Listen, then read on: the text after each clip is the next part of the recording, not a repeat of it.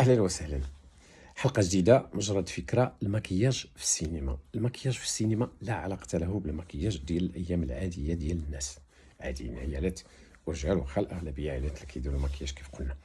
المكياج في السينما كيستعمل مواد، واحد النوع ديال المواد وواحد العدد المواد اوسع واغنى واكثر مما يستعمل في الحياه العاديه، والنوعيه ديال المواد كتكون خاصه للسينما اللي كيمكن لها تقاوم الضوء والحراره ديال الاستوديو وعوامل اخرى متعدده.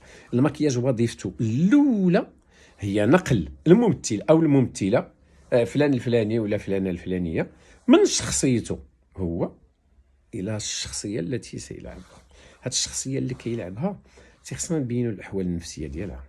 انت واش فرحانه، واش يائسه، واش ضعيفه، واش معقده، واش مريضه، واش مطلوقه، واش شخصيه قويه، واش المكياج يساهم في هذا الهويه البصريه للشخصيه. المكياج من ناحيه اخرى كيلعب دور كبير جدا، بالاضافه لتعابير الوجه والملابس وكذا وكذا والحوارات الى اخره. كيعبر ايضا عن الحاله النفسيه ديال الشخصيه، ماشي الممثل ولا الممثله، واش حزين، واش فرحان، واش الى اخره.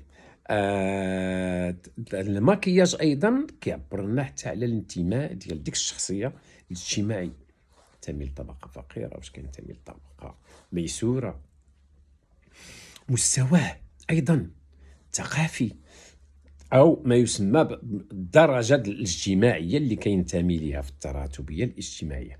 حنا كنعرفوا على ان الناس اللي كينتميو لمستوى عالي ديال التربيه وكذا، ماشي مساله فلوس، تيكون حتى المكياج ديالهم تيكون بواحد الشكل، وكل ما كان بنادم جاهل كل ما كيخوي عليه ما عرفتش شنو.